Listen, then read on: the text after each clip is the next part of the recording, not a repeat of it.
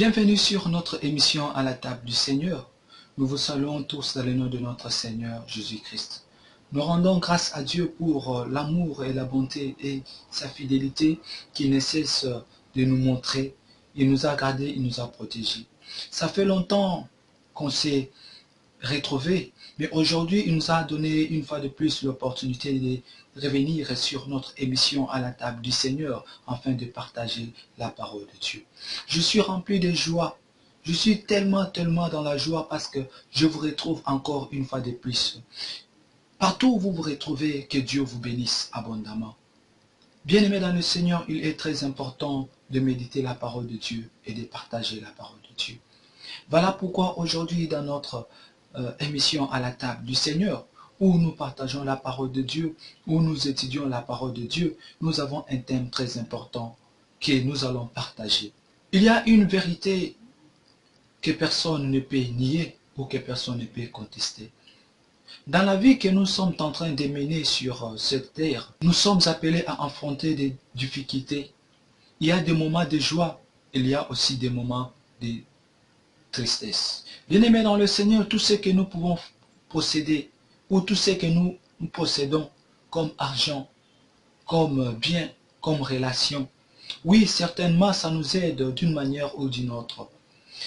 Mais il y a dans certains domaines ou dans certains niveaux ou certaines dimensions où la fortune que nous avons, l'argent que nous avons, des relations que nous avons ne peut rien produire quelque chose d'efficace dans notre vie. Il y a des moments où nous sommes face à une situation quelconque, mais on n'arrive pas à résoudre cela. Mais nous avons l'argent, nous avons des relations, nous avons tout ce que nous pouvons posséder comme matériel physique, mais cela ne peut produire la solution. Et dans ces cas pareils, nous trouvons ou nous constatons que l'argent devient de la boue ou la relation devient de la boue inutile pour nous rendre service.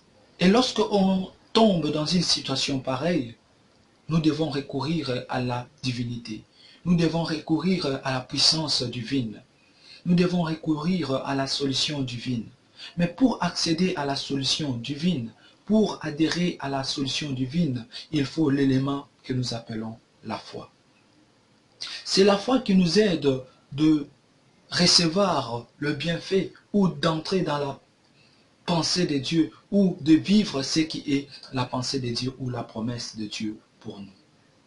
Il n'y a que la foi qui peut nous donner tout ce que nous avons besoin. Il n'y a que la foi qui est capable de nous répondre, de nous donner la solution à tout ce que nous avons comme situation dans notre vie. Car l'argent et la relation ont certaines limites. Mais la foi n'a pas de limites. La foi, c'est la vie d'un enfant de Dieu. Et j'aimerais aussi dire une chose. On ne peut pas parler de la vie chrétienne sans parler de la foi. Car la vie de la foi, c'est une vie qu'un enfant de Dieu doit posséder. Nous ne pouvons pas parler de la vie chrétienne sans pour autant parler de la foi. Parce que la Bible nous dit ceci. Vivez par la foi et non pas par la vue. Nous sommes appelés à vivre par la foi et non pas par la vue. Tu ne dois pas vivre à cause de ce que tu es en train de voir ou de ce que tu as comme fortune, comme bien ou comme relation, mais tu dois vivre par la foi en Jésus-Christ. Voilà pourquoi notre thème aujourd'hui, sur notre émission à la table du Seigneur, nous allons parler de Christ, source de ma foi vivante. Pourquoi nous parlons de Christ, source de la foi vivante? Pourquoi nous parlons de la foi vivante? C'est que certainement il y a une foi morte. Nous avons la foi vivante et nous avons aussi la foi morte. Mais ici nous disons Christ, source de ma foi vivante. Alors, qu'évoque le mot source dans notre thème que nous développons aujourd'hui? Le mot source évoque l'origine, la cause, la référence, l'indication. Je peux aussi dire l'endroit où nous venons puiser la foi qui est la foi vivante. Le mot source évoque aussi le commencement, le point de départ de notre foi vivante. Donc Christ est le point de départ pour notre foi vivante. Si nous voulons vivre une foi réelle, une foi authentique, nous devons avoir comme fondement le Seigneur Jésus-Christ. Donc notre foi doit être basée sur le Seigneur Jésus-Christ. Nous voulons dire à ce que la foi vivante, c'est une foi qui est basée sur le Seigneur Jésus-Christ. Et la foi morte, c'est une foi qui n'est pas basée sur le Seigneur Jésus-Christ. Certainement, en recherchant la solution divine, il y a certains qui se basent ou qui se positionnent sur une foi qui est une foi morte. Donc, une foi qui n'est pas basée sur la parole de Dieu, qui n'est pas basée sur le Seigneur Jésus-Christ. Et cette foi, c'est une foi morte. Pourquoi? Parce que cette source n'est pas crédible. Cette source est une source qui peut tarir devant une situation quelconque. Mais la source de la foi vivante, qui est le Seigneur Jésus-Christ, c'est une source qui ne tarit jamais. Voilà la raison pour laquelle notre thème, nous disons, Christ, source de ma foi vivante. Parce que c'est lui qui met sa foi en Jésus-Christ, possède une foi vivante, une foi capable de donner la solution, de résoudre les situations de la vie. Que pouvons-nous alors comprendre de ce qu'on appelle la foi? Mais avant de comprendre ou de définir la foi, j'aimerais expliquer ce qui n'est pas la foi. Bien-aimé dans le Seigneur, la foi n'est pas un sentiment. Lorsque je parle de sentiment, c'est que action ou faculté de sentir ou de recevoir des impressions sur une situation quelconque. Mais la foi, c'est une conviction ferme de la décision prise devant une situation. Bien-aimé, la foi doit être une conviction et non pas un sentiment de dire oui, ça va marcher, je sais que ça pourra marcher. Ce n'est pas quelque chose qu'on doit essayer avec le sentiment de doute ou non. Nous devons avoir une conviction. Celui qui possède la foi doit posséder aussi la capacité d'être dans la conviction de la position qu'il est en train de prendre. Tu es devant une situation et tu mets ta foi en Jésus-Christ. Tu dis oui, j'ai le Seigneur. Le Seigneur Jésus-Christ est capable de tout. Et tu mets ta position et tu gardes ta position. Vais-je dire, tu gardes ta position et tu gardes tes yeux, tes pensées fixées sur le Seigneur Jésus-Christ. Il ne faut pas avoir de sentiments émotionnels inutiles, de dire oui, ça peut aller, oui, et oui, par la grâce de Dieu, oui, mais au fin fond de notre cœur, nous n'avons pas la conviction. Non, nous devons vivre avec la conviction. Nous devons marcher avec la conviction de ce que nous avons cru, de celui que nous avons reçu comme le Seigneur et Sauveur. Parce que s'il n'y a pas de conviction, il n'y a pas aussi la manifestation efficace de la foi. Parce que là où il n'y a pas la conviction, c'est qu'il y a des doutes. Or, le doute ne marche pas avec la foi. La foi n'est pas un confort. Lorsque je parle de la foi n'est pas un confort, donc le bien-être matériel, moral ou émotionnel. Mais la foi est une exigence. Pourquoi je dis que la foi est une exigence? C'est parce que nous sommes appelés à manifester la puissance de la foi. Celui qui a la foi en Jésus-Christ est appelé de vivre par la foi et vivre pour la foi. Et nous sommes appelés à manifester la puissance de Dieu à travers notre foi. Dans ces cas-là, nous devons nourrir notre foi. Dans ces cas-là, nous devons enraciner notre foi. En faisant quoi? En lisant la parole de Dieu, en méditant la parole de Dieu.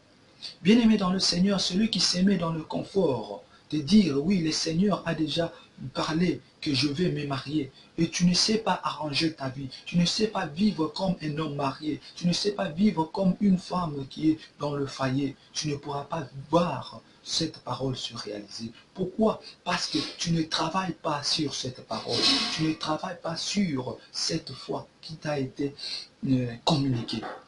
Voilà pourquoi nous devons travailler. Nous devons travailler, nous devons travailler. Tout ce que nous avons écouté de la part de notre Seigneur qui produit la foi en nous, qui est comme source de notre foi sur laquelle nous avons posé notre vie, nous devons travailler, nous devons nourrir cela par la prière et la méditation de la parole de Dieu. Même le Seigneur Jésus-Christ, pour nous démontrer sa foi, lui qui était Dieu, lui qui était au ciel avec le Père, il est venu sur la terre pour te sauver, toi et moi. Mais regardez la façon dont le Seigneur Jésus-Christ nourrissait sa foi, la façon dont Jésus-Christ a raciné sa foi par la prière et par le jeûne. Il nous a démontré une foi efficace par sa façon dont il était discipliné, combien il était en train d'entretenir sa foi et de faire nourrir, faire grandir sa foi par la prière et par la méditation de la parole de Dieu. Nous aussi, nous ne pouvons pas garder juste les paroles que nous avons reçues de la part de Dieu comme étant la solution de tout. Non, mais nous devons travailler. Dieu a sa part, l'homme aussi a sa part. Tout ce que tu as déjà écouté comme prophétie, est-ce que tu as déjà pris le temps d'enrichir? Tu as déjà pris le temps de bien embellir ou de bien entretenir la prophétie qui a été prophétisée sur toi? Oui, le Seigneur a parlé, mais qu'est-ce que tu as fait de cette parole? Est-ce que as-tu arrosé cette parole? Parce que le Seigneur nous parle, mais nous devons aussi arroser cette parole par la prière et par la méditation de la parole de Dieu. Lorsque le Seigneur parle, nous devons prendre cette parole et planter ça dans notre cœur et commencer à arroser cette parole avec la prière et la méditation de la parole de Dieu. Et dans ces cas, nous allons voir cette parole croître en nous et produire le fruit. Voilà pourquoi c'est en ce moment que nous allons démontrer la foi dans notre vie chrétienne. Alors nous allons dire ceci: la foi, c'est écouter Dieu, lui prendre au mot et lui faire confiance. Voilà ce que nous pouvons dire comme définition de la foi. Écouter Dieu, lui prendre au mot et lui faire confiance. Donc nous devons écouter le Seigneur, prendre par ses mots et lui faire confiance. Il ne faut pas juste écouter, mais il faut aussi prendre cela et faire confiance. Alors, c'est que la foi morte. Parce que nous avons dit que Christ est la source de ma foi vivante. Et lorsque nous parlons de la foi morte, c'est une foi dont la source est morte et souffre d'insuffisance des solutions. Et lorsque nous parlons de la foi vivante, c'est une foi qui est basée et une foi qui a comme source le Seigneur Jésus-Christ. Alors, passons à la lecture de la parole de Dieu. Nous sommes dans le livre de Romains, le chapitre 10, le verset 17. La parole de Dieu nous dit ceci dans le livre des Romains, le chapitre 10, le verset 17. Ainsi, la foi vient de l'audition, et l'audition se produit par la parole de Christ. Dans une autre version, on nous dit ceci. Ainsi, la foi vient de ce qu'on entend, et ce qu'on entend vient de la parole de Christ. Alors, j'aimerais un peu qu'on puisse diviser ce passage en deux. Nous avons la première partie où on nous dit « Ainsi la foi vient de ce qu'on entend ». Et je rends grâce à Dieu, je gracie Dieu parce que l'apôtre Paul ne s'est pas limité juste sur la première partie.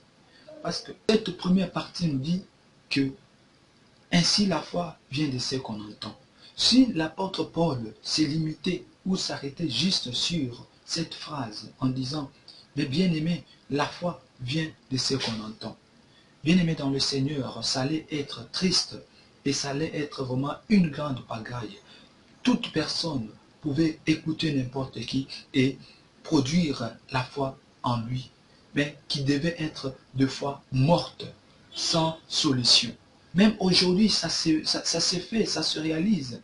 Il y a plusieurs sources de la foi. Vous allez trouver que toute personne a la foi. Parce que nous écoutons, nous entendons par-ci, par-là. Même ceux qui sont encore restés dans le monde, ils sont restés dans le monde parce qu'ils ont écouté, ils ont produit leur foi, ils croient à ce qu'ils sont en train de faire dans le monde. Voilà la raison pour laquelle le problème, ce n'est pas ce qu'on entend, mais le problème, c'est la source qui produit ces paroles qu'on est en train d'écouter. Voilà pourquoi l'apôtre Paul, par la grâce de Dieu, par l'amour qu'il a pour nous, ses frères, il ne s'est pas limité en disant que la foi vient de ce qu'on entend. Et il continue en disant, et ce qu'on entend vient de la parole de Christ. Là, ça devient une obligation que la foi vivante, la foi que nous devons produire, les paroles qui doivent produire en nous la foi, ce sont les paroles que nous écoutons, les paroles qui nous proviennent de la parole de Dieu, les paroles qui nous proviennent de Christ. Voilà la raison pour laquelle nous devons écouter le Seigneur Jésus-Christ. Nous avons dit que la foi, c'est écouter Dieu, lui prendre par le mot et lui faire confiance. Mais toi, tu écoutes qui? Quelle est ta source de ta foi? Est-ce que ce sont les paroles des ancêtres qui t'ont laissé quelques statuettes en disant, lorsque tu as des situations, invoque ces statuettes? Nous avons une seule source de la foi, qui est le Seigneur Jésus-Christ. Voilà la raison pour laquelle nous ne pouvons pas nous confier à n'importe quelle source qui peut produire en nous la foi. Mais nous devons nous confier à la source qui est la parole de Dieu. La foi vient de ce qu'on entend. Et ce qu'on entend vient de la parole de Dieu. On n'a pas dit ce qu'on entend vient de nos études. On n'a pas dit ce qu'on entend vient de la science. Même toi qui es malade en ce moment, la parole de Dieu est capable de te guérir. Si tu écoutes la parole de Dieu et tu mets ta confiance sur la parole de Dieu, tu verras la manifestation de la foi. Tu verras la guérison dans ta vie. Voilà pourquoi, toi qui écoutes plus la science, tu ne peux pas manifester, tu ne peux pas vivre la vie de la foi. Pourquoi? Parce que la parole de Dieu dit, tout ce que nous devons écouter, tout ce que nous devons entendre, qui produit en nous la foi vivante, c'est la parole du Seigneur. Nous pouvons écouter ceux qui sont dans le monde, nous pouvons écouter les hommes, mais toutes ces choses ne peuvent pas produire la foi vivante. Mais ce qui produit la foi vivante en nous, c'est la parole de notre Seigneur Jésus-Christ. Bien-aimés dans le Seigneur, il est très important de faire la différence de nos sources de foi. Si aujourd'hui ta source de foi était tes études, si aujourd'hui la source de foi était ton argent, ou tout ce que tu possèdes comme fortune, tu penses que tout cela peut protéger ta vie, tout cela peut t'assurer de mieux vivre, tu te trompes. Tu dois chercher à vivre par la foi. Parce que la Bible nous dit, nous sommes sauvés par la foi. Nous ne sommes pas sauvés par nos propres moyens, mais nous sommes sauvés par la foi. Si tu veux avoir le salut, c'est par la foi. Si tu veux vivre, avoir le pardon de notre Seigneur Jésus-Christ, c'est par la foi. Voilà pourquoi on ne peut pas parler de la vie chrétienne sans pour autant parler de la foi. Il n'y a pas une vie chrétienne authentique sans la foi. Parce que nous sommes appelés à marcher par la foi, à vivre par la foi et pour la foi, et non pas de marcher par la vue. Alors, nous avons une question qu'on peut aussi se poser. Si la foi vient de ce qu'on entend, et ce qu'on entend vient de la parole de Dieu, est-ce qu'il y a-t-il de gens dans la Bible qui ont écouté cette source qui est le Seigneur et produire la foi vivante et vivre la foi vivante? Je te dis oui. Il y a des gens qui ont écouté cette source et ils ont produit, ils ont vécu, ils ont vu, ils ont palpé le meilleur, ils ont palpé la qualité la plus meilleure de leur foi. Nous sommes dans le livre de Matthieu, le chapitre 14, le verset 26 à 28. Mais nous irons jusqu'à 29 pour une bonne compréhension. Ici, c'est l'histoire dont Jésus-Christ marcha sur les eaux. Bien-aimés dans le Seigneur, c'est dans quelles circonstances que cette histoire se produit? C'est lorsque Jésus-Christ donne l'ordre à ses disciples, après avoir produit le miracle, il donne à ses disciples l'ordre de prendre la barque afin d'aller de l'autre côté de la rivière. Et les disciples ont écouté le Seigneur.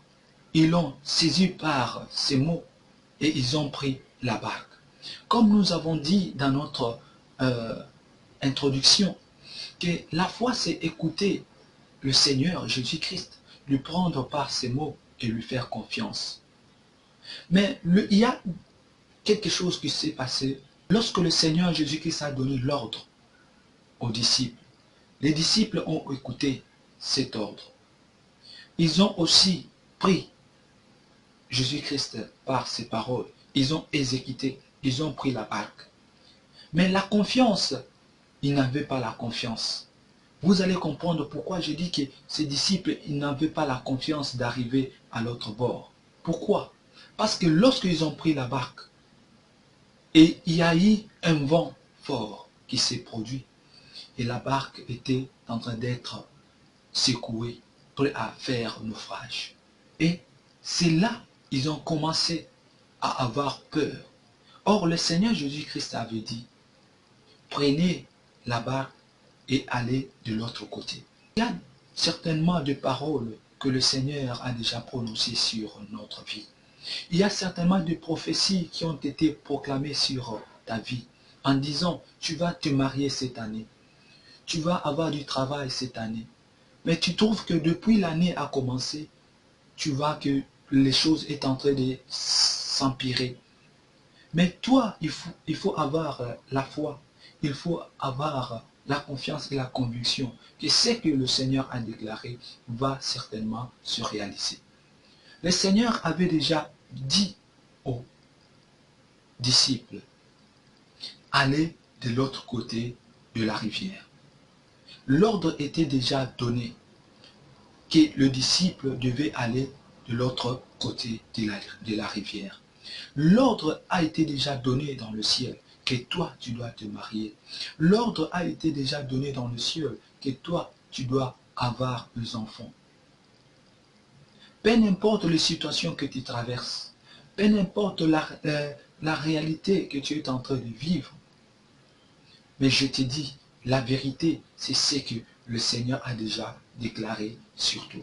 Toi, tu dois garder la foi, écouter le Seigneur, enrichir cette prophétie, enraciner cette prophétie par la parole de Dieu et par la prière. Bien-aimés dans le Seigneur, nous sommes au verset 26, où lorsque la barque était en train d'être secouée par le vent, le Seigneur Jésus-Christ était resté seul de l'autre côté en train de prier. Lorsqu'il a fini de prier, et il a décidé de rejoindre ses disciples. Mais comme il est Dieu, comme il est puissant, comme il est au-dessus de la nature, le Seigneur Jésus-Christ a pris la décision de marcher sur les eaux pour rejoindre le disciple. C'est maintenant au verset 26 où le disciple constate que quelqu'un est en train de venir en marchant sur les eaux. Et la Bible nous dit ceci. Et les disciples, le voyant marchant sur la mer, firent troubler et disant, c'est un fantôme.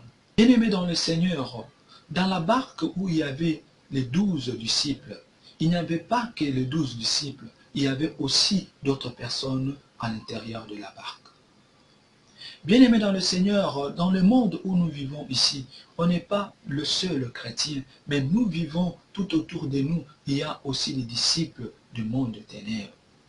Il y a aussi des gens qui produisent aussi, qui sont comme des sources de foi, mais qui ne sont pas des sources fiables auxquelles on doit se confier. Voici quelqu'un parmi ceux qui étaient dans la barque, se présente comme une source de foi, mais qui est une foi morte, en disant, c'est un fantôme. Pareil aussi avec nous aujourd'hui. Pendant que le Seigneur est en train d'agir, il y a certains qui sont en train de dire, Jésus-Christ n'est pas pour nous, il est pour les Juifs. Jésus-Christ n'est pas noir, comment est-ce qu'on peut lui faire confiance? Pendant que le Seigneur est en train de chercher à te sauver, toi tu écoutes la source du monde qui dit, le Seigneur a déjà sauvé tout le monde, tu peux faire tout ce que tu veux. Le Seigneur t'a déjà sauvé. Au lieu d'arranger ta vie, de donner ta vie à Jésus, tu écoutes la source du monde.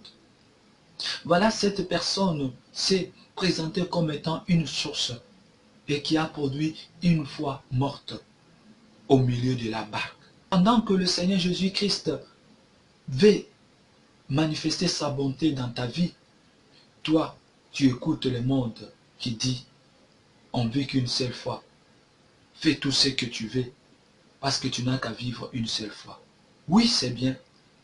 Fais ta vie, mais tu as un compte à rendre au Créateur. Bien-aimé dans le Seigneur, n'écoute pas le monde.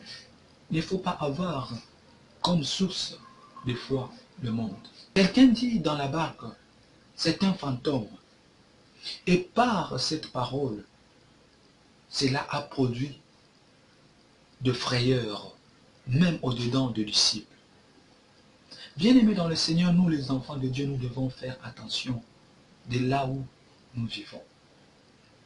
Notre entourage, parce que cela peut détruire notre foi, parce que cela peut affaiblir notre foi. Les disciples, en peine à avoir vu comment est-ce que le Seigneur Jésus-Christ a produit le miracle, ils ont douté. Et lorsque cette parole a produit des frayeurs, et les disciples et tous ceux qui étaient dans la barque, ils ont commencé à crier. Ils ont commencé à crier. Vous savez, ceux qui n'ont pas la foi, ceux qui ont la foi morte, ce sont plus les gens qui crient. Ils crient comment? Ils crient en allant par-ci, par-là, pour chercher des solutions inutiles. Aller consulter des marabouts, aller consulter des femmes sages, aller consulter par-ci, par-là, pour trouver des solutions. Tout ça, on appelle ça des cris, des bruits, de la peur. Mais ceux qui ont la conviction sur celui qu'ils ont battu leur vie, parce que nous avons battu notre vie sur Christ. Voilà pourquoi, même s'il y a le vent, même s'il y a les épreuves, nous savons que le Seigneur a vaincu ces choses. Et nous sommes très sûrs que la victoire est avec nous. Parce qu'on ne combat pas pour arracher la victoire, mais on combat dans la victoire. Voilà pourquoi ceux qui n'ont pas la foi vivante, ce sont des gens qui crient. Ce sont des gens qui sont remplis de la peur. Ce sont des gens qui n'ont pas la confiance ou l'espérance en eux. Voilà pourquoi nous devons chercher à vivre par la parole de Dieu. Nous sommes appelés à vivre que par la foi et pour la foi. Bien-aimés dans le Seigneur, c'est très très important ce que nous sommes en train d'écouter de la part de Dieu. Pourquoi? Parce que la parole de Dieu nous dit ceci. La foi vient de ce qu'on entend, et ce qu'on entend vient de la parole de Dieu. Et lorsque nous sommes dans un environnement où il y a trop de bruit, ou dans un environnement où les gens se disent du n'importe quoi, on ne peut pas écouter Dieu. Voilà pourquoi nous, les enfants de Dieu, nous devons tirer attention de choisir l'environnement, de choisir où nous devons vivre pour protéger notre foi. Alors, au verset 27, écoutez ce que le Seigneur dit. Au milieu de la frayeur, au milieu de cris, le Seigneur Jésus-Christ lâche des paroles d'assurance. Le Seigneur Jésus-Christ proclame les paroles qui fortifient. Écoutez ce que le Seigneur Jésus-Christ dit au verset 27. Mais aussitôt Jésus leur parla. Rassurez-vous, c'est moi, n'ayez point peur. Bien-aimé dans le Seigneur, aujourd'hui, toi qui m'écoutes, le Seigneur te parle à travers ma bouche. Le Seigneur te dit, n'écoute pas ceux qui sont dans le monde. N'écoute pas ce que le monde dit. Je suis venu pour toi. Avec la petite foi que tu as, viens à moi, je vais agrandir ta foi. Le Seigneur Jésus-Christ te parle et te dit, n'aie pas peur. C'est moi qui est venu ici subir le châtiment pour te sauver, pour te ramener dans la présence du Père. Le Seigneur Jésus-Christ t'invite à venir, à donner ta vie, afin que lui soit le maître qui dirige ta vie. Au moment où les gens sont en train de crier, au moment où les gens sont en train de vivre selon leurs pensées, selon la vue, le Seigneur te parle, toi qui m'écoutes. de ne pas suivre ce qui se passe dans le monde, mais de tourner ton regard vers le Seigneur, de venir pour vivre la foi vivante, pour être sauvé. Personne ne pouvait écouter. Pourquoi? Parce que l'environnement était déjà pourri. L'environnement était rempli de bruit, de cris.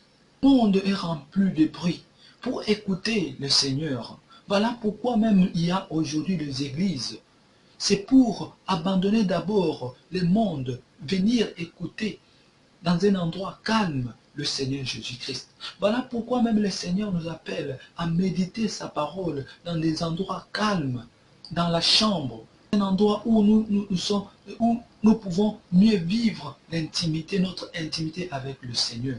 Parce que si nous restons dans le monde, si nous restons au milieu où il y a trop de cris, nous ne pouvons pas vivre la foi vivante. Voilà pourquoi il est très important. Toi qui m'écoutes aujourd'hui, n'écoute pas le monde, mais écoute le Seigneur qui te parle à travers ma bouche. Verset 28. Écoutez ce qui se passe. Pendant que les autres étaient en train de crier, pendant que les autres ils étaient effrayés, c'est Pierre dont Dieu lui fait grâce. La Bible dit, et Pierre lui répondant, dit, Seigneur, si c'est toi, ordonne et que j'aille vers toi sur les eaux. Si c'est toi, ordonne, je viens vers toi. Toi qui m'écoutes, ce n'est pas moi qui te parle, ce n'est pas moi qui t'appelle, mais c'est le Seigneur qui t'appelle à travers ma bouche.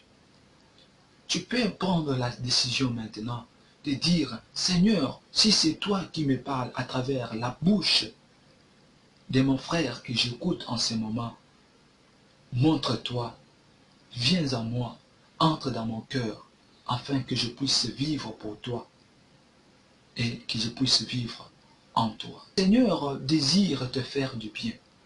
Le Seigneur te cherche à travers cette parole pour te faire du bien. Pierre a écouté. Au milieu de la pagaille, regardez combien la pagaille est en train de se produire dans le monde. Mais la parole aussi est prêchée. La vérité est prêchée. Au milieu du mensonge, que le monde est en train de dire qu'aujourd'hui la religion c'est du mensonge. Aujourd'hui la chrétienté c'est la vie du mensonge. Mais je vous dis que la vérité aussi est prêchée. Toi qui m'écoutes maintenant, si tu t'abandonnes juste, Dieu entre dans ta vie, je te dis, tu vivras une vie de la foi vivante. Là où c'était impossible pour toi, il te sera possible. Pourquoi? Parce que tu as celui qui résout des situations impossibles. Le fait que Pierre a écouté le Seigneur Jésus-Christ, il n'est pas resté calme, il n'est pas resté tranquille. Bien que le Seigneur Jésus-Christ a dit, n'ayez pas peur, c'est moi. Pierre a répondu au Seigneur Jésus-Christ. Pierre a répondu à notre Seigneur Jésus-Christ. Il a dit, ordonne. Pierre pouvait se jeter dans l'eau directement. Pierre pouvait commencer directement à nager pour aller vers le Seigneur Jésus-Christ. Mais Pierre a dit, ordonne. Voilà pourquoi je vous dis, tout ce que nous pouvons vivre doit être basé sur le Seigneur. Il faut que le Seigneur ordonne. Il faut que notre Seigneur Jésus-Christ ordonne tout ce que tu désires recevoir. Il faut que cela soit ordonné par notre Seigneur. Si Jésus-Christ a déjà ordonné quelque chose qui doit se réaliser dans ta vie, il faut avoir confiance que cela, ça va se réaliser. Peu importe les situations, peu importe le cas difficile, je te dis que comme Dieu, comme le Seigneur a déjà ordonné, ça va se réaliser. Est-ce que désires-tu de vivre la volonté de Dieu? Parce que lorsque nous parlons de cette partie, nous visons de vivre la volonté de Dieu. Ce qui nous empêche de ne pas vivre une vie de la foi, c'est aussi de ne pas vouloir vivre la volonté de Dieu. Ceux qui refusent de vivre la volonté de Dieu ne peuvent pas vivre une vie de la foi. Une vie de la foi, c'est une vie aussi de désirer à vivre la volonté de Dieu. Voilà pourquoi Pierre a désiré vivre ce qui est la volonté de notre Seigneur Jésus-Christ. Voilà pourquoi il demande à Dieu, il dit au Seigneur Jésus-Christ, ordonne que je vienne vers toi. Parce que Pierre avait tous les moyens possibles. Il pouvait nager. Parce qu'il connaissait mieux nager. Il n'a pas voulu nager. Il n'a pas voulu quitter le barque. Ce n'est qu'à l'ordre de son Seigneur. Pourquoi nous devons marcher que par l'ordre de notre Seigneur Jésus-Christ. Et là, nous allons vivre une vie de foi vivante. Alors, écoutez au verset 29. La parole de Dieu nous dit ceci. Jésus lui dit, viens. Un seul mot que Jésus-Christ a déclaré à la demande de Pierre. Viens. Et Pierre n'a pas raisonné que non, je suis sur l'eau, je dois nager pour aller vers le Seigneur. Mais Pierre a regardé la position du Seigneur Jésus-Christ. Et il a dit, je dois marcher tel que le Seigneur Jésus-Christ est. Nous sommes aussi appelés à vivre tel que le Seigneur Jésus-Christ a vécu pour manifester la foi vivante. Si nous voulons vivre une foi vivante, si nous voulons vivre une foi efficace, nous devons aussi suivre le pas de notre Maître. Pierre a regardé la position du Seigneur Jésus-Christ et il a exécuté l'ordre de son Seigneur en regardant aussi la position du Seigneur Jésus-Christ. Jésus était sur les eaux en train de marcher et Pierre aussi a écouté l'ordre du Seigneur et il s'est positionné à marcher sur les eaux. Bien-aimés, ne cherchons pas à aider Dieu. Ne cherchons pas à avoir trop de calculs. Mais cherchons à écouter Dieu, à lui prendre par ses mots et lui faire confiance. Qu'est-ce que Pierre a fait? Pierre a écouté le Seigneur Jésus-Christ. Il a écouté le Seigneur Jésus-Christ dire, viens. Et il a pris cela. Il a pris ces mots. Et il a regardé la position du Seigneur Jésus-Christ. Et il a pris la décision de marcher selon la position de son Maître. Nous aussi, nous devons écouter le Seigneur Jésus-Christ. Et vivre selon la volonté, selon la manière dont le Seigneur Jésus-Christ nous a montré à vivre, à marcher ici-bas. Et là, nous allons vivre une vie de foi vivante.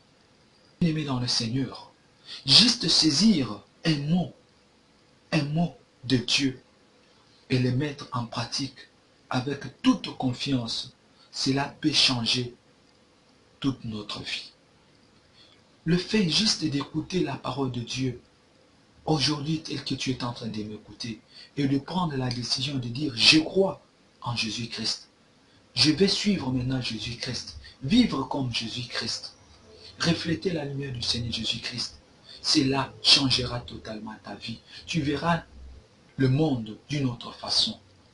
Aujourd'hui, tu ne ressens pas le bienfait que nous ressentons dans la vie chrétienne parce que tu n'as pas encore pris une décision de vivre par la foi. Tu n'as pas encore écouté ou tu ne veux pas accéder à la demande de notre Seigneur Jésus-Christ. Car la demande de notre Seigneur Jésus-Christ est que tu puisses venir à lui et que lui soit ton maître, qu'il soit ton berger.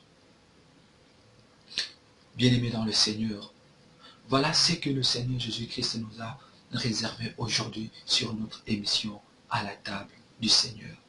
Tu n'as pas la foi efficace à Dieu. Désire que le Saint-Esprit la force.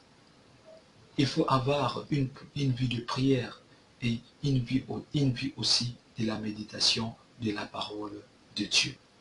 Et si tu as ces deux choses, la vie de prière et la vie de la méditation de la parole de Dieu, le Saint-Esprit te donnera la force de produire la foi efficace et vivante. Que notre Seigneur Jésus-Christ vous bénisse et à la prochaine.